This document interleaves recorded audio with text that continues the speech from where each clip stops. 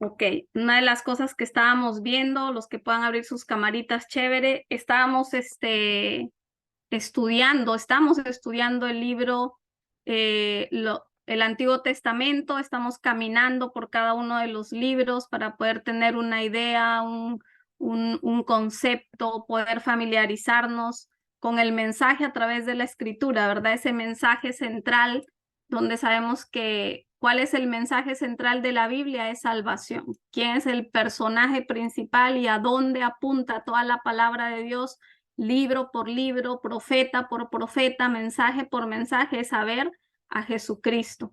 Y hoy vamos a ver el libro de Abdías, el libro más pequeño de la Biblia, porque tiene solamente un capítulo. Un solo capítulo tiene el libro de Abdías. ¿Alguno de los que están aquí lo ha escuchado, lo ha leído o habían ya escuchado del libro de Abdías? ¿Qué dice Alfonso, Josué, Yadeira, Mabel, tía Betty? ¿Alguien? Sí, yo había escuchado, pero de verdad que no lo he leído. Ok. ¿Alguien más tiene una idea?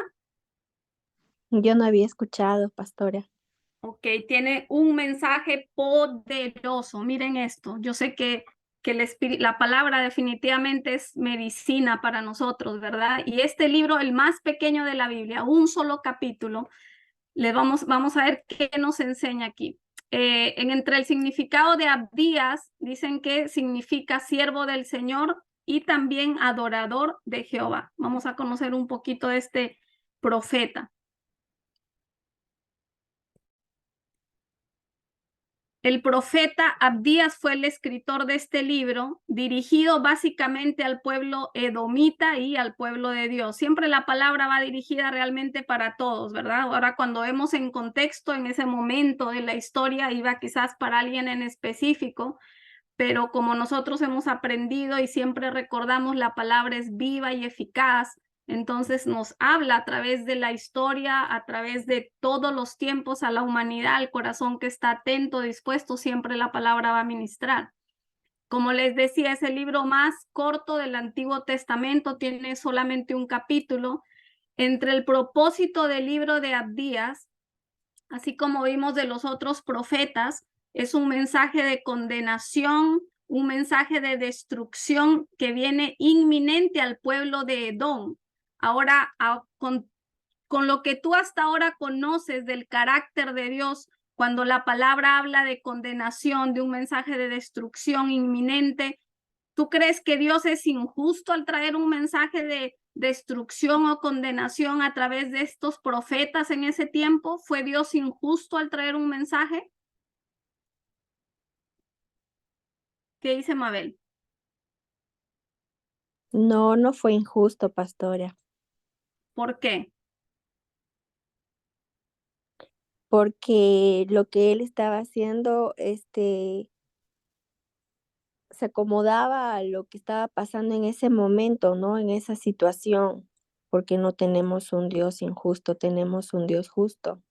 Amén, amén. O sea que podemos decir nuevamente que lo que el pueblo en un momento dado lo veía como una destrucción, un juicio, era una consecuencia de sus propios actos. Es bien importante que tú y yo siempre tengamos revelado en nuestro corazón y nos acordemos de que nuestro Dios es un Dios justo. Él no es injusto, Él es el mismo ayer, hoy y siempre, y Él no cambia. Mas, sin embargo, miren, vamos a ir viendo por qué vino esa destrucción a este pueblo de Edom. Un tipo de juicio que ellos desaparecieron a través de la historia. Miren qué fuerte es, qué pasó tan delicado que ellos tuvieron que desaparecer de la historia. Otra cosa que vamos a ver en este libro nuevamente, si ustedes se ponen a ver y están atentos cuando los mensajes de los profetas que estamos estudiando, mensaje de condenación, de juicio, a la par viene el mensaje de restauración, de fidelidad de Dios a su pueblo a través de sus promesas. Cuando hablamos de promesas de Dios, eso es hablar de la fidelidad de Dios. La palabra está llena de promesas porque Él es un Dios fiel. ¿Con quién? Con el pueblo que lo sigue, que lo obedece. Y eso aplica al día de hoy. ¿ok? Entonces vamos a ver entonces básicamente qué fue el juicio de Edom, de los edomitas. Y en el tema clave nuevamente de este libro de Abdías se revela un mensaje espiritual del cuidado providencial especial de Dios sobre los judíos. O sea, nuevamente vamos a ver cómo Dios guarda, cómo Dios cuida a su pueblo, a sus escogidos. Si bien es cierto, Él nos corrige, nos disciplina, nos exhorta, nos advierte, pero siempre detrás de todo eso podemos ver la fidelidad de Dios, el cuidado de Dios, la providencia de Dios. Y lo mismo aplica para nosotros en este tiempo. Amén, porque estamos siendo formados, guiados, transformados por Él. Dentro de ese proceso hay tiempos de disciplina, hay tiempos de exhortación, hay tiempos dependiendo de lo que nuestro corazón definitivamente esté necesitando. Entonces, una de las cosas que vemos ahí es que hay una certeza del castigo de aquellos que lo persiguen, o sea, aquellos que persiguen al pueblo de Dios. Escucha esto, porque eso fue lo que pasó con los edomitas. Ellos en un momento dado persiguieron al pueblo de Dios, pero tú sabes que Dios es un Dios justo y Él nos dice, mía es la venganza. ¿En algún momento te has sentido perseguido? En este momento de repente hay algún tipo de persecución en tu vida. Yo quiero hacerte esta pregunta y que reflexiones conmigo. ¿Quién hace justicia por nosotros? ¿Quién hace justicia por nosotros? Una de las cosas que nosotros estamos aprendiendo y recordamos, no más en estos tiempos cuando hablamos del tema de inteligencia emocional, nosotros no podemos evitar lo que otros hagan exteriormente, no podemos evitar lo que otros hagan, digan, piensen de nosotros, pero tú y yo sí podemos controlar cómo nosotros reaccionamos ante esas situaciones, ante esa persecución. Y aquí el punto es que a medida que esa fidelidad, esa bondad de Dios se revele en tu corazón y en el mío, vamos a aprender a descansar en esa bondad, en esa justicia. Vamos a aprender a descansar. ¿Por qué? Porque Dios es fiel. Amén. Entonces vemos Amén. palabras claves: Abdías, edomitas, que es el pueblo que recibe el juicio, y el pueblo de Dios. Yo quiero que tú y yo siempre, ¿dónde nos tenemos que ubicar? Cuando tú eres un seguidor de Jesucristo, cuando tú ves la palabra de Dios que habla de enemigos y el pueblo de Dios, ¿dónde tú te tienes que ubicar siempre? En lo que tú eres en Cristo. Tú no eres un enemigo de Dios, tú eres un hijo de Dios. Tú estás llamado, y yo estoy llamado ¿a qué? A abrazar y a vivir las promesas de nuestro Padre. Porque muchas veces el enemigo ataca nuestra mente, ¿no? Y de repente en un momento dado, por X razones o por creencias erradas, nos ponemos en una posición que no es la nuestra. Nosotros somos hijos, somos coherederos con Cristo. O sea, Dios siempre está llamándonos a qué? A posicionarnos en quienes somos para el corazón del Padre. Amén. Entonces, cuando tú ves mensaje de juicio, de condenación, de destrucción, eso no tiene que venir para nosotros. Al contrario, eso nos abre el entendimiento de ver cómo Dios es tan justo que al final los enemigos del pueblo de Dios, los perseguidores del pueblo de Dios, se terminan destruyendo a sí mismos, terminan acarreando sus propias consecuencias. Y tú y yo tenemos que tener en nuestro corazón esa verdad de que Él hace justicia por nosotros, aprender a descansar en que Él pelea la batalla por sus hijos, porque entonces vamos a aprender a caminar en esa fe, en esa paz, en esa confianza. Amén. Amén. Amén. Ahora, yo quiero Amén. hacerles una pregunta aquí. Yo quiero que participemos. Vamos a motivar a las personas que se conecten. Es importante la formación, y la formación viene a través del oír y el oír y el oír de la palabra de Dios. ¿Y quién se acuerda de dónde vienen los edomitas? Ya les puse ahí el versículo, pero lo vamos a leer. ¿Quién lo quiere leer? Génesis 25, del 19 al 26. Ahí está el origen de los edomitas. ¿Quién fue este pueblo que fue desaparecido de la historia? Miren esto, ¿de dónde viene? Mabe, ¿lo puedes leer? ¿O alguien que pueda? Génesis 25, del 19 al 26.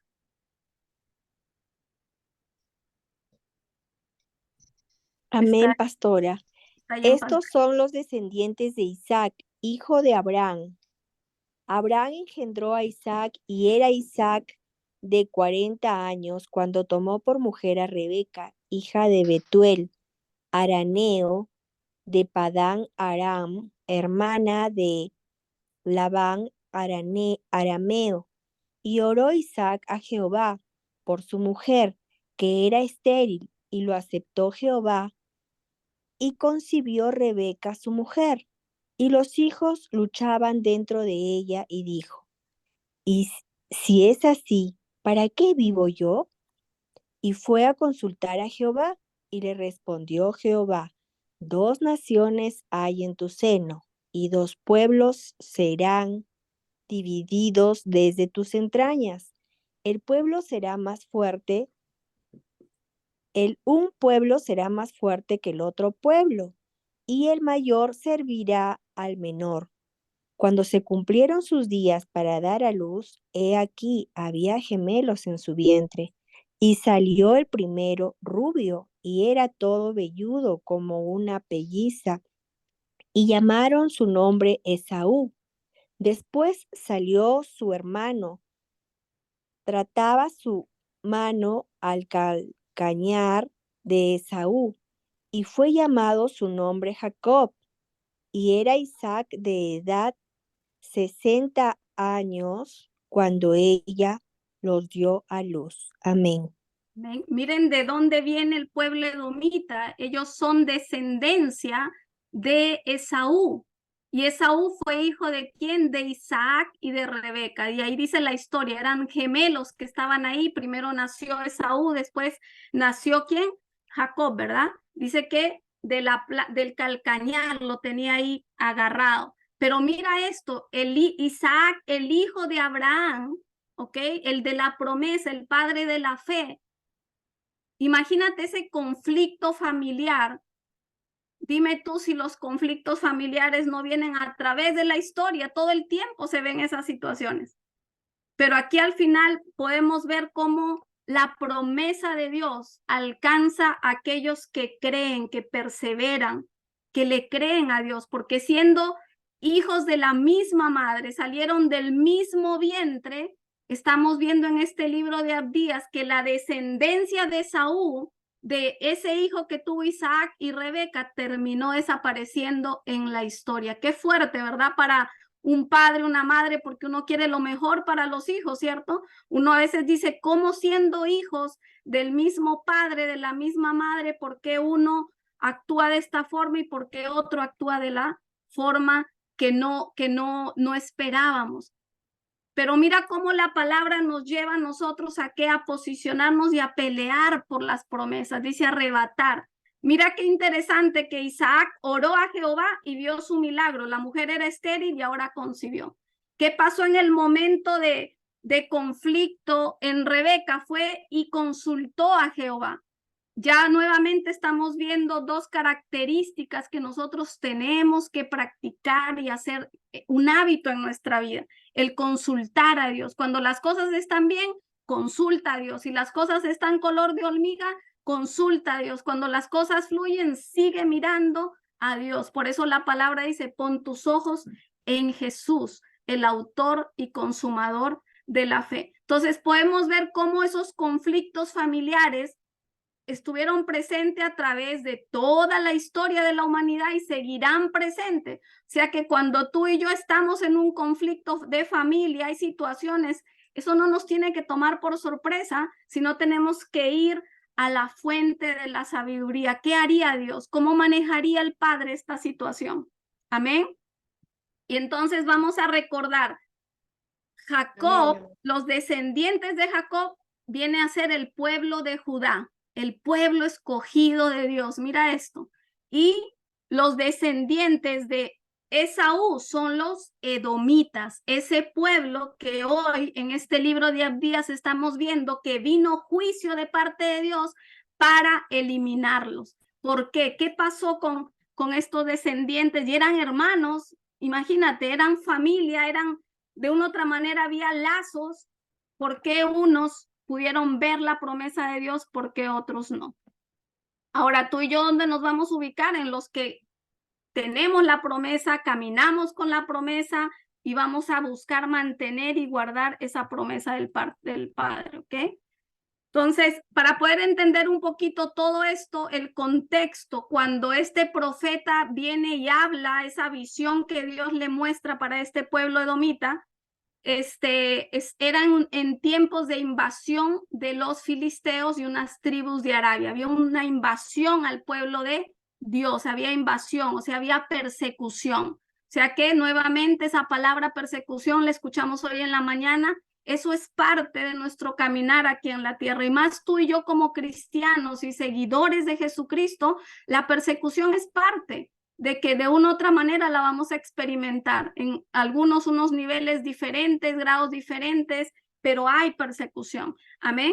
Y mira lo que dice Amós 1:6, otro profeta, dijo, así ha dicho Jehová, por 3 pecados de Gaza y por el 4º no revocaré su castigo, porque llevó cautivo a todo un pueblo para entregarlo a Edom. Algo que llevó a los edomitas a desaparecer fue que ellos fueron partícipes, copartícipes de la desgracia de sus hermanos. Cuando vieron al pueblo de Judá siendo invadido por Nabucodonosor o Babilonia, estaban en crisis. Ellos, en lugar de ayudar, en lugar de moverse en compasión, en amor, en cuidado, se alegraron y cooperaron con la desgracia de sus propios hermanos. Mira lo terrible que es, de una u otra manera, cómo nosotros reaccionamos ante una noticia que de repente escuchamos de alguien que le está yendo mal. Porque a veces somos ligeros, ¿verdad? Aún como cristiano, uy, no, eso es consecuencia de lo que está viviendo, o somos ligeros en hablar por nuestros labios. La palabra nos exhorta todo el tiempo a orar por nuestro hermano, a movernos en compasión, a amar, a dolernos con el que está dolido, a llorar con el que llora, a reír con el que ríe. Amén. Entonces, mira lo que dice. ¿De dónde vino esa actitud de los edomitas? Y vamos a ver la raíz aquí en Génesis 27, 41, 46. Dice, y aborreció Esaú a Jacob por la bendición con que su padre le había bendecido. Mira esa palabra tan fuerte, entre hermanos. Esaú aborreció a Jacob por la bendición que su padre le había dado a el hermano, ¿no? Llegaron los días de luto de mi padre llegarán los días de luto de mi padre y yo mataré a mi hermano Jacob. Y fueron dichas a Rebeca las palabras de Esaú, su hijo mayor, y ella envió y llamó a Jacob, su hijo menor, y le dijo, he aquí Esaú tu hermano se consuela acerca de ti con la idea de matarte. Yo quiero que ahí nosotros nos detengamos. Y tú te imaginas esa situación nosotros viviéndola en el seno de nuestra familia. Qué duro, ¿verdad? Para los padres ver contiendas de sus hijos, peleas de sus hijos y situaciones y conflictos. Yo creo que es uno de los dolores más grandes, ¿sí o no? Hasta la idea de que el hermano quiere matar al otro hermano. Dime tú si eso no pasa todavía en estos tiempos. Y mira la mamá, dice, ahora pues, hijo mío, obedece mi voz, levántate y huya a casa de Labán, mi hermano en Harán, y mora con él algunos días hasta que el enojo de tu hermano se mitigue, hasta que se aplaque la ira de tu hermano contra ti y olvide lo que has hecho. Yo enviaré entonces y te traeré de allá. ¿Por qué seré privada de vosotros en ambos días? Ya estamos viendo ahí, vamos a seguir viendo de dónde vino esa rabia, ese enojo, porque Esaú llegó al punto de querer matar a su hermano y la mamá tuvo que intervenir, huye, porque esto realmente se ha puesto color de hormiga. Entonces vemos, miren todo lo que se está moviendo, ¿ok? Esaú aborreció el aborrecimiento, la crueldad, lo que trae con ello, los celos, la envidia, la venganza, la ira, el enojo. Todo eso era lo que estaba ocurriendo en esta familia. Y nada más ni nada menos en el hijo de la promesa de Abraham, el padre de la fe. ¿Por qué ustedes mediten en esto. Yo me quedaba pensando cuando estaba preparando esto y yo digo, wow, a veces nosotros tenemos la idea errada, ¿verdad? Uno piensa, pero estoy en Cristo y ¿por qué de repente las cosas están mal? Estoy en el Señor y ¿por qué si es cristiano mira cómo están las cosas? Porque esto es mucho más profundo. Tenemos que todo el tiempo tener ese examen introspectivo, cómo está nuestro corazón delante del Padre, con nosotros mismos y con nuestro prójimo, porque si tú y yo no hacemos ese examen constante, nos volvemos vulnerables a que cosas vengan y tomen control. Cuando menos nos damos cuenta, estamos en una situación y ¿qué pasó aquí? ¿Pero por qué? Porque la palabra dice, el enemigo está como león rugiente mirando a quién devorar. Y acuérdense algo, Satanás odia las familias. Él no quiere la familia porque la familia es una secuencia, es una extensión del carácter de Dios. Por eso es que nosotros todo el tiempo estamos hablando, queremos trabajar en la familia, que tu familia se levante, que tu familia prospere, que tu familia esté parada sobre la roca. Y cada uno de nosotros somos pilares para eso. Yo no puedo, mi padre está aquí conectado y decirle, no, esa es la responsabilidad de Alfonso, él solito verá cómo lo hace. Porque tenemos que trabajar en equipo. Amén. Amén. Amén. Amén. Mira esto, ¿qué hizo? Vamos a recordar qué hizo enojar tanto a Esaú que pensó, maquinó en matar a su hermano a tal punto que aborrecía al hermano. En Génesis 25, 27 al 34, miren lo que pasó. Dice que Esaú vende su primogenitura. Acuérdense que eran gemelos y el primero que nació fue Esaú, ¿ok? Y aquí hay un término súper importante, sobre todo para el pueblo judío, la primogenitura. ¿Qué significaba ser un primogénito? Habían privilegios especiales para el primer hijo varón. Había una doble porción de la herencia, había una doble porción de la bendición. Mira todo lo que eso significaba para Esaú, pero mira lo que hace Esaú con esa primogenitura. Dice, y crecieron los niños, y Esaú fue diestro en la casa, hombre de campo, pero Jacob era varón quieto que habitaban en tiendas. Como pasa en todas las familias, los hermanos somos diferentes, cada quien tiene capacidades, habilidades diferentes, ¿verdad? Y dice, y amó Isaac a Esaú porque comía de su casa, mas Rebeca amaba a Jacob. Y guisó Jacob un potaje y volviendo Esaú del campo cansado. Me llamó la atención esa palabra cansado. Mira cómo estaba Esaú, cansado. Dijo a Jacob, te ruego que me des a comer de ese guiso rojo, pues estoy muy cansado. Por tanto fue llamado su nombre Edom. Y Jacob respondió, véndeme en este día tu primogenitura. Entonces dijo Esaú, he aquí yo me voy a morir. ¿Para qué pues me servirá la primogenitura? Ahí la embarró, ahí nosotros podemos ver qué había en el corazón de Esaú. Él no había entendido la bendición que él tenía. Él no entendió lo que significaba ser primogénito. Él no entendió porque nada más ni nada menos a través de esa primogenitura de la bendición se heredaban aún el linaje, todo lo que venía con esa bendición. Pero mira la respuesta de él, ¿para qué me servirá la primogenitura? Y dijo Jacob, júramelo en este día. Y él le juró y vendió a Jacob su primogenitura. Entonces Jacob dijo a Esaú, pan y del guisado de las lentejas, dio a Esaú, y comió y bebió y se levantó y fue. Así menospreció Esaú la primogenitura. ¿Alguien me puede buscar Deuteronomios 21 del 15 al 17? Por favor. ¿Están con su Biblia en mano?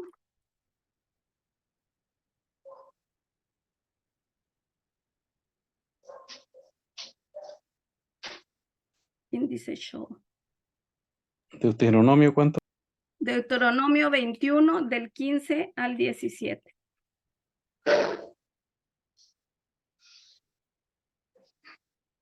Amén. Lo tengo en otra versión. A ver. Dice, si supongamos que un hombre tiene 2 esposas y solamente ama a una de ellas, pero ambas le han dado hijos varones, y supongamos que el primer varón lo haya tenido con la mujer que no ama, cuando el hombre divida su herencia, no dará la mayor parte al hijo menor, el que tuvo con la esposa que ama, como si fuera el primer hijo varón. Deberá reconocer los derechos del hijo mayor, el que tuvo con la esposa que no ama, al darle la parte doble que le corresponde. Ese hijo es el primer fruto del vigor de su padre, y Amén. a él le corresponden los derechos del primer hijo varón. Amén. Miren eso, está escrito, fue una ley, la importancia de la primogenitura. O sea, eso era ley para el pueblo judío, o sea, no podía ser violado. Y mira, y ellos obviamente por ser pueblo de Dios tenían sus enseñanzas, sus crianzas, eso era transmitido de generación en generación. Y da mucho que pensar, ¿verdad? Cuando Esaú hace ese comentario, ¿para qué me servirá la primogenitura? Por eso dice ahí ese título, Esaú vende su primogenitura. ¿Y qué dice el versículo final? Así menospreció Esaú la primogenitura. No entendió. Y tú sabes que eso me hacía meditar porque nosotros ahora en este tiempo somos hijos de Dios, somos coherederos con Cristo, somos linaje real, sacerdocio santo desde el momento en que tú y yo dijimos Jesús es el Señor de mi vida. Yo creo, confieso con mi boca, creo en mi corazón, tú eres mi Señor. Dice que el primogénito de primogénitos vino ahora a ser Jesucristo en esta nueva era que estamos viviendo de la gracia, pero nosotros somos coherederos con Él. Y aquí la pregunta para que nosotros reflexionemos es ¿cuánto estamos entendiendo nuestra bendición? ¿Cuánto estamos valorando la posición que Él nos ha dado? ¿Cuánto estamos valorando ese ser hijos de Dios? Yo quiero que me acompañes y anótalo por ahí también, Hebreos capítulo 12, del 12 al 17. Y Mabel, ¿puedes leer Amén. Colosenses 1, 15 al 23? Ya, pastora. Y yo voy a leer Hebreos 12, del 12 al 17. Miren esto, 12, dice, por lo cual levantad las manos caídas y las rodillas paralizadas, y haced sendas derechas para vuestros pies, para que lo cojo no se salga del camino, sino que sea sanado. Seguid la paz con todos y la santidad sin la cual nadie verá al Señor. Mirad bien, no sea que alguno deje de alcanzar la gracia de Dios, que brotando alguna raíz de amargura os estorbe y por ella muchos sean contaminados. No sea que haya algún fornicario. Mira la acción de Saúl, se recuerda, así como lo bueno trasciende y deja un legado, también la palabra nos deja escrito de las cosas que fueron terribles ante los ojos de Dios. Dice, no sea que haya algún fornicario o profano como Esaú, que por una sola comida vendió su primogenitura. Porque ya sabéis que aún después deseando heredar la bendición, fue desechado y no hubo oportunidad para el arrepentimiento, aunque lo procuró con lágrimas. Fornicario y profano, mira esa actitud. Pero algo que me llamaba la atención era porque él en un momento obviamente no tenía revelación, estaba cansado, y ahí es algo importante también que llamó mi atención, de lo importante es que tú y yo reposemos. El mismo Dios reposó de su obra al séptimo día, y nosotros necesitamos también tener ese descanso, ese reposo, porque en el momento de cansancio nosotros estamos vulnerables y podemos tomar malas decisiones, podemos hacer malas negociaciones en momentos de cansancio. Él lo que quería era comerse algo y a tal punto de despreciar algo que era para eternidad. Lee Colosenses 1, 15, 23. Él es la imagen del Dios invisible, el primogénito de toda creación, porque en él fueron creadas todas las cosas, las que hay en los cielos y las que hay en la tierra, visibles e invisibles, sean tronos, sean dominios, sean principados, sean potestades, todo fue creado por medio de él y para él. Y él es antes de todas las cosas, y todas las cosas en él subsisten, y él es la cabeza del cuerpo, que es la iglesia, él que es el principio, el primogénito de entre los muertos, para que en todo tenga la preeminencia. Por cuanto agradó al Padre que en él habitase toda plenitud, y por medio de él conciliar consigo todas las cosas, así las que están en la tierra como las que están en los cielos, haciendo la paz mediante la sangre de su cruz. Y a vosotros también, que estáis en otro tiempo extraños y enemigos en vuestra mente, haciendo malas obras, ahora os ha reconciliado en su cuerpo de carne por medio de la muerte, para presentaros santos y sin mancha e irreprensibles delante de él. Si en verdad permanecéis fundados y firmes en la fe, y sin moveros de la esperanza del evangelio que habéis oído, el cual se predica en toda la creación que está debajo del cielo, del cual yo, Pablo, fui hecho ministro. Amén. Amén.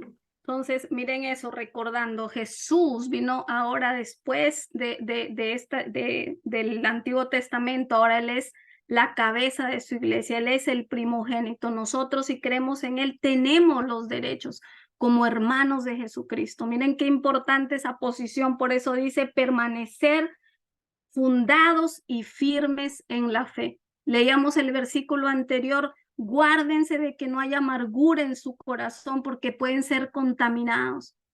Si tú y yo oramos y le pedimos, Espíritu Santo, revélanos esa primogenitura que viene a través de Jesucristo, ese quién soy yo para Jesucristo, tú sabes que vamos a dar el todo por el todo. Vamos a poder seguir en esta buena batalla que estamos teniendo de fe. ¿Por qué? Porque nuestra mirada, nuestro enfoque es hacia lo eterno.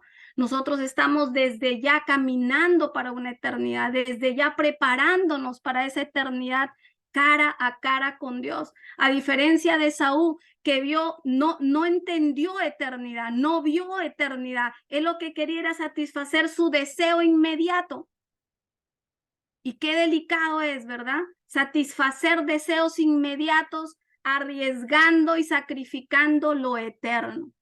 Por eso la palabra dice que tenemos que cuidarnos de no ir en pos de lo que el mundo nos ofrece y podamos, sin darnos cuenta, estar sacrificando algo eterno. Mira lo que dice Romanos 8, 15 al 17. ¿Alguien lo quiere leer? Romanos capítulo 8 es un capítulo bellísimo. Amén. Dale, Padre. Romanos 8 del 15 al 17. Pues no habéis recibido el espíritu de esclavitud para estar otra vez en temor, sino que habéis recibido el espíritu de adopción, por el cual clamamos, Abba Padre. El espíritu mismo da testimonio a nuestro espíritu de que somos hijos de Dios.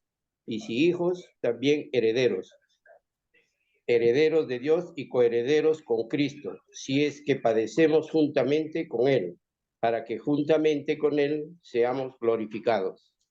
Amén. Amén. Miren esto, no hemos recibido espíritu de temor.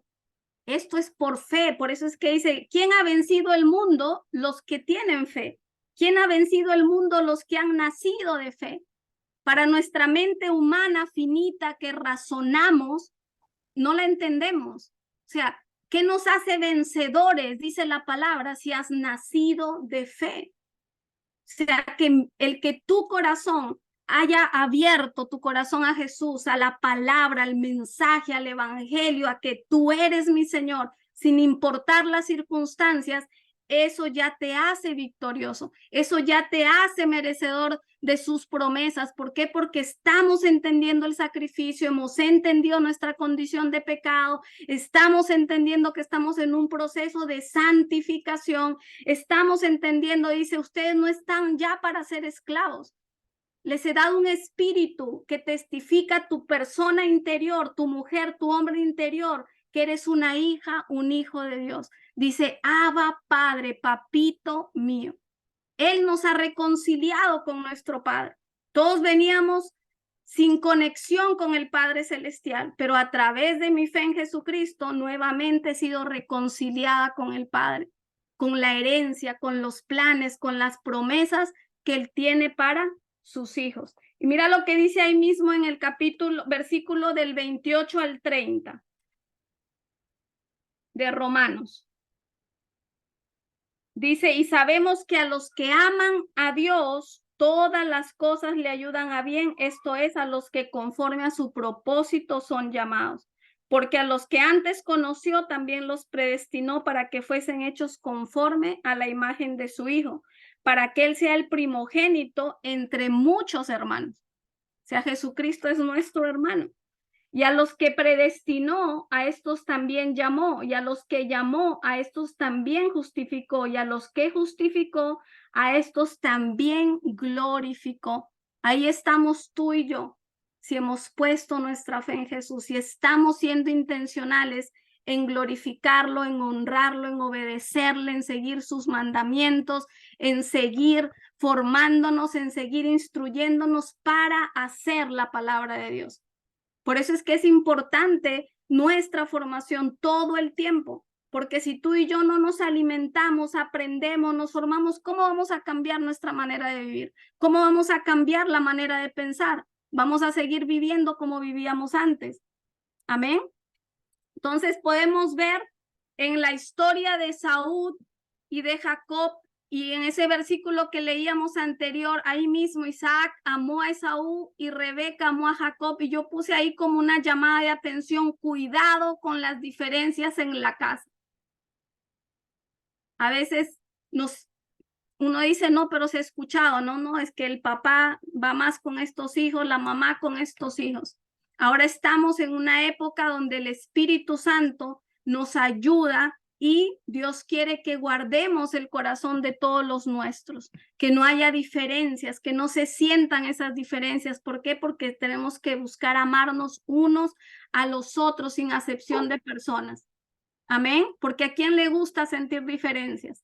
Y eso puede pasar en todos los niveles, ¿verdad? En la casa, en el trabajo, en la escuela, entre amigos, en la iglesia, si en algún momento ha ocurrido eso de una u otra forma que hayas podido sentir o experimentar, yo te pido perdón por eso, porque no es nunca la motivación, nunca la razón correcta. La palabra nos llama a cuidarnos unos a los otros, a estar cuidando las espaldas de nuestro hermano. Entonces, otra cosa que quería ahí que no olvidemos, lo que les decía acerca de la importancia del reposo, ¿ok? Y eso también se habla en Hebreos capítulo 4, lo puedes anotar para repasarlo. Qué importante que es que entremos en el reposo del Señor, dice la palabra, en ese reposo que solamente esa relación con nuestro Padre nos puede dar en medio de circunstancias difíciles, aprender a descansar en Él, en encontrarnos en su regazo, poder, dice, entrégame tus cargas, tus aflicciones, porque si no tenemos eso pendiente, estamos corriendo el riesgo de tomar decisiones emocionales, siendo vulnerables, incorrectas en medio del cansancio, espíritu, alma y cuerpo. Amén. Hay que ser intencionales con eso.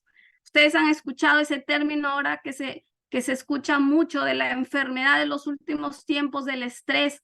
En inglés dicen el burnout. ¿Lo han escuchado? Yo sé que sí, ¿verdad? En todo lado se habla de eso y uno dice, ¿cómo así ahora esa es la enfermedad del siglo? Sí. Y sí, llegan momentos donde puede ser tanta la carga, tanto el quemarse con las cosas, que uno termina desconectándose espiritualmente, emocionalmente, y se vuelve un caos nuestra vida. ¿Alguno lo ha experimentado aquí? ¿De una manera, de un grado, otro grado? Yo sí. Amén. Y en 2, 3 oportunidades que he ido al médico me ha dicho, señora, ese es puro estrés. Le digo, ¿pero por qué? Yo, por ejemplo, el problema del oído que tengo, que que es el tinnitus, bueno, según me dijeron, y es por la edad, pero a veces no, me dice, usted no debe tener.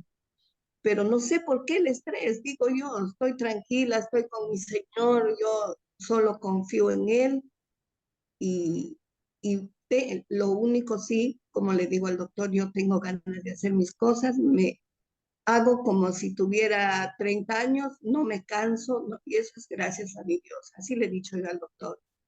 Y me dijo, bien señora, me dijo, el estrés le puede pasar, porque todo depende de la mente, me ha dicho. ¿Y qué te ha recomendado? ¿Qué nos recomiendan por lo general los especialistas en esos momentos? Me dijo que tenga tranquilidad, que las cosas que me dijo que no sea renegona, de repente soy renegona, que tenga tranquilidad en la casa, que seguro mucho me estreso yo al querer hacer todo a la vez. Y eso sí me pasaba, si cocino, si plancho, si lavo, quería hacer todo a la vez. O así, cositas. Pero que parece mentira, a mí me da risa, pero el médico sí me ha dicho que esto es una cosa que el cerebro empieza a funcionar de esa forma y el cerebro te manda, me dice. Incluso hasta me hice me han hecho ¿cómo se llama esto? Para ver cómo está el cerebro, me ha dicho que está todo normal. Yo preocupada por lo de mi oído, pero una resonancia.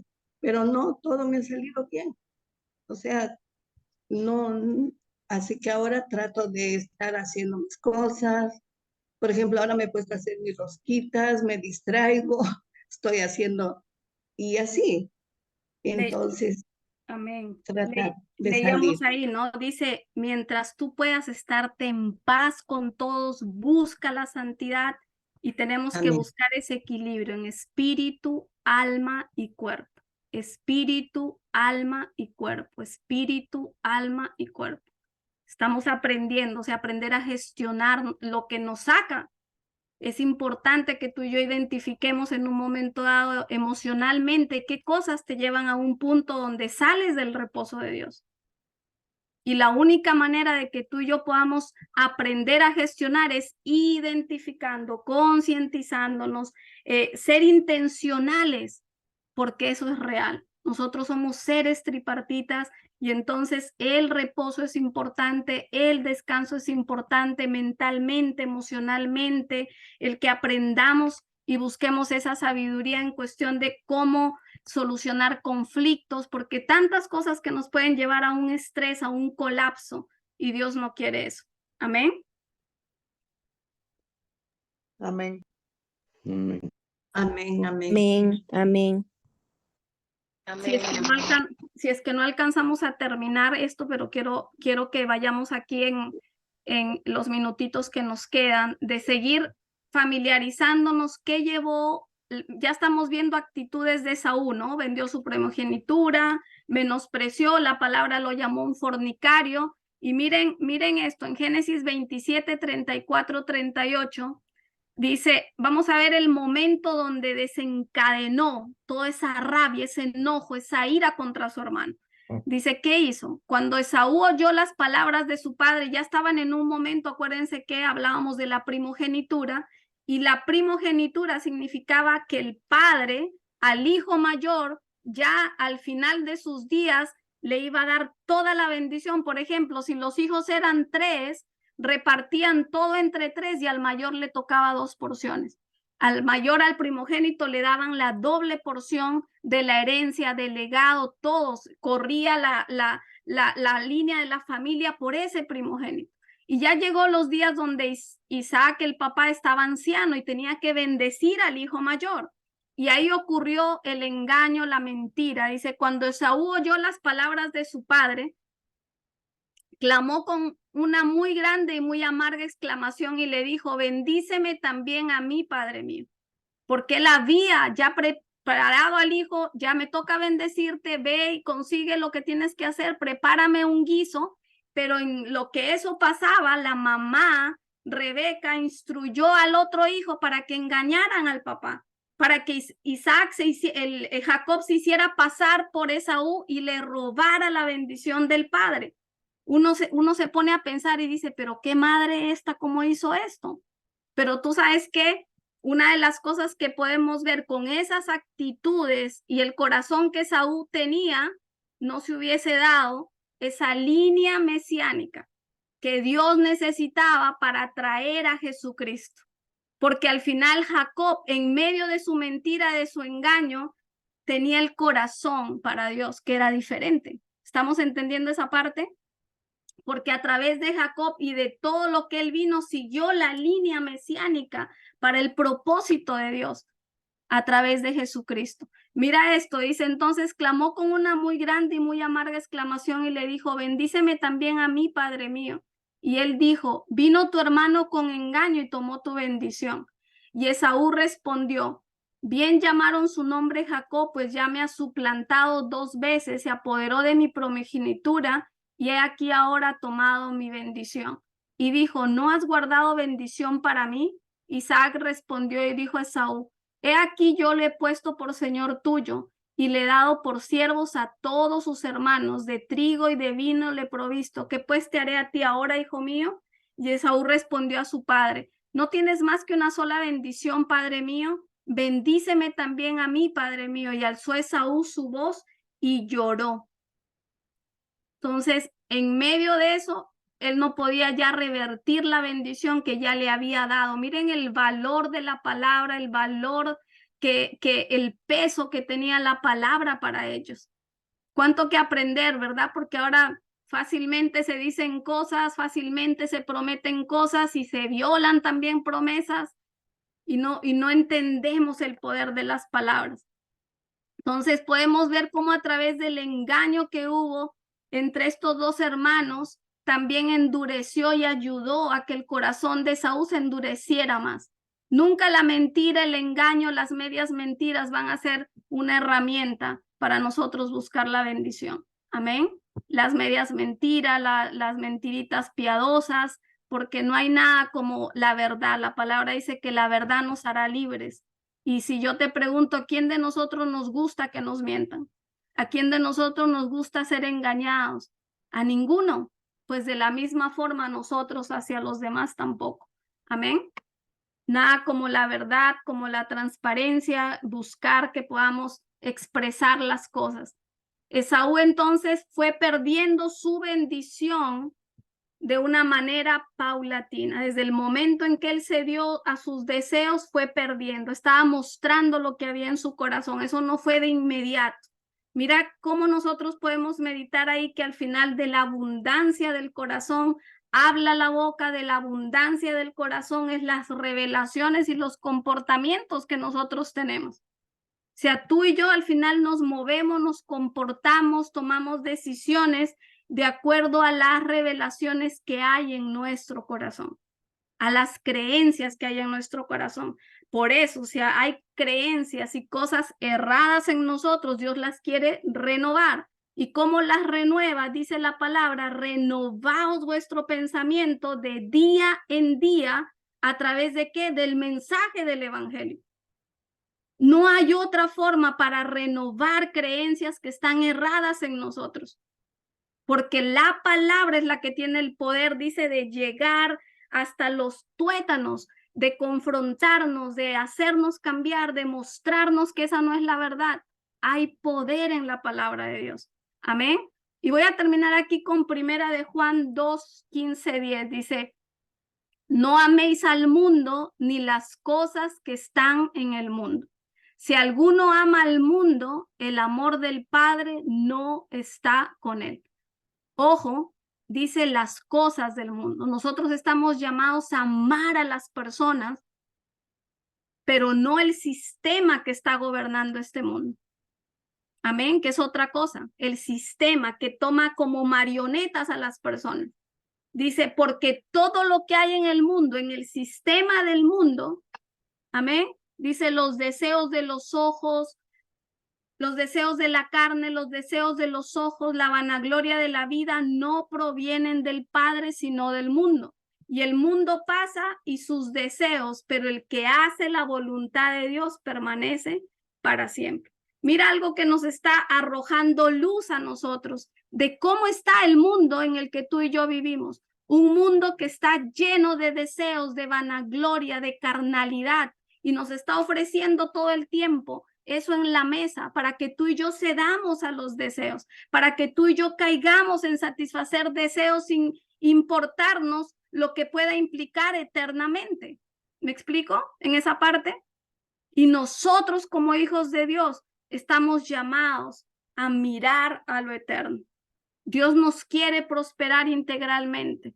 Dios nos quiere dar los deseos de nuestro corazón, pero nunca va a haber una contradicción en un deseo vehemente que tú tengas que sea contrario a la palabra de Dios o que afecte nuestra relación con Él o afecte mi eternidad, afecte mi propósito. Por eso dice, todo lo que hay en el mundo, y habla de deseos, deseos de los ojos, vanagloria, no viene del Padre, sino del mundo. ¿Cuál es la voluntad de Dios? Que permanezcamos en Él. Amén.